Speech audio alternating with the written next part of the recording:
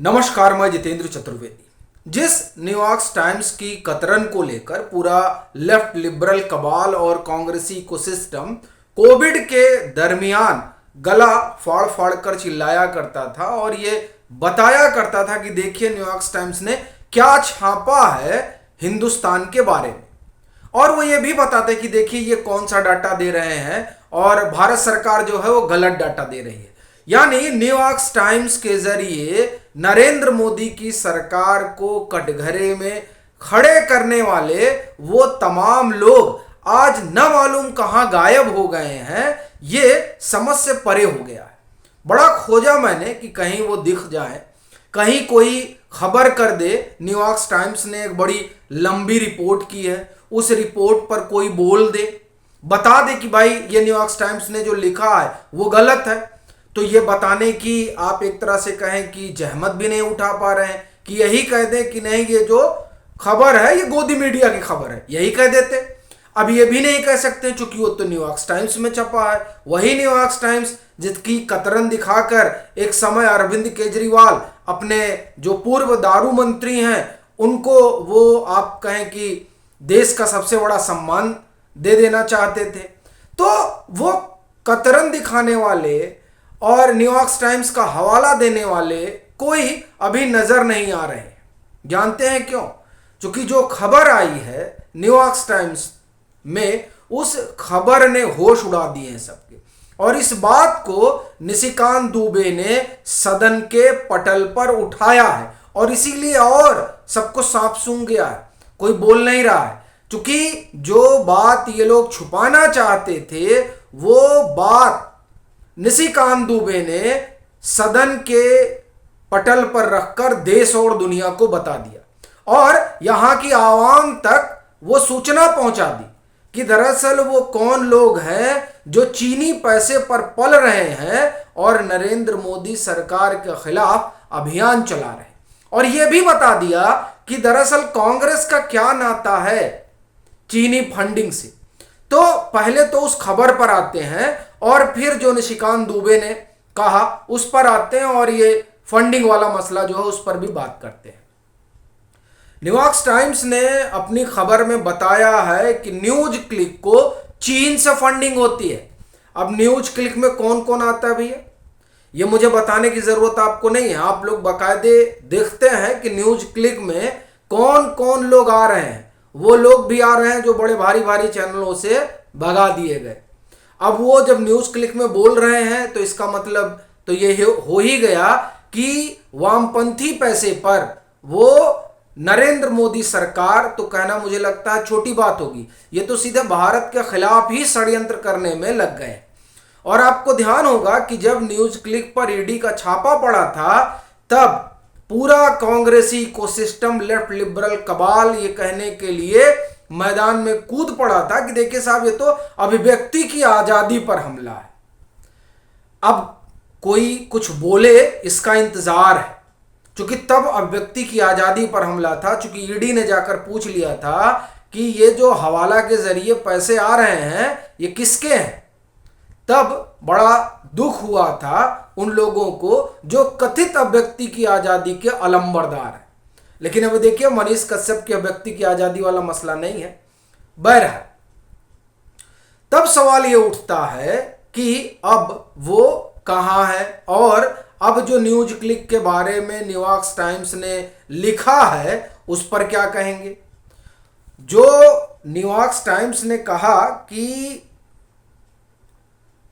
कोई 38 करोड़ रुपए दिए गए हैं। क्यों दिए गए हैं? भारत के खिलाफ माहौल बनाने के लिए।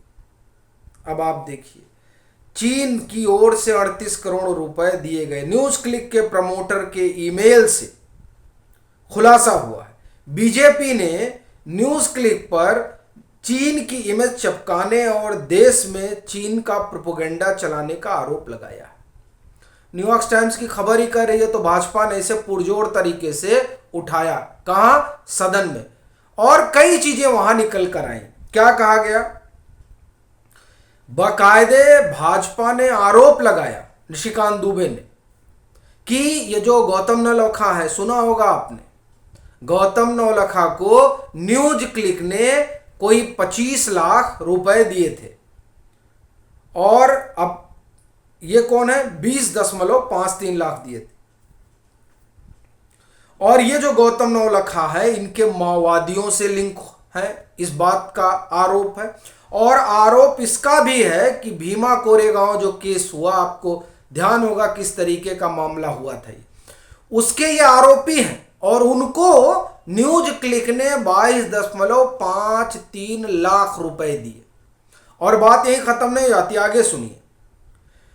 न्यूज क्लिक ने सीपीएम को भी पैसे दिए, आईटी सेल को 52 लाख रुपए दिए गए। और फिर आगे सुनिए, न्यूज क्लिक में काम करने वाले पत्रकारों को भी चीनी फंड की बात कही गई। वहां तो नाम लिया बाकायदे निशिकांत दुबे ने, और नाम लेकर न्यूज क्लिक और चीनी फंड पर पलने वाले पत्रकारों के चेहरे से नकाब हटा दिया। और यह बहुत जरूरी है, और इसीलिए आप देखिए कि अब चूंकि जो नकाब था वो हटने लगा है, तो सारे अब खामोश हो गए हैं। अब राहुल गांधी का जश्न मना रहे हैं। अरे राहुल गांधी का जश्न छोड़िए, ये तो सदस्यता उनकी बहाल होनी ही थी। अगर सदस्यता बहाल ना होनी होती तो अब तक वायनाड में चुनाव हो गया होता, लेकिन वायनाड में चुनाव नहीं हुआ, और मार्च से लेकर अगस्त तक भारत सरकार ने, नरेंद्र मोदी सरकार ने इंतजार किया कि इनके कन्विक्शन पर स्टे लग जाए और इनको दोबारा सदन में आने का मौका मिल जाए। अन्यथा ये आजम खां वाला मसला आपको याद होगा, जैसे ही उनके ऊपर उनका कन्विक्शन हुआ, वहां पर चुनाव हो जाता है। तो बड़ी चीज ये है कि इसलिए वो कोई जश्न वाला मसला नहीं है, लेकिन अब इनको कौन बताए।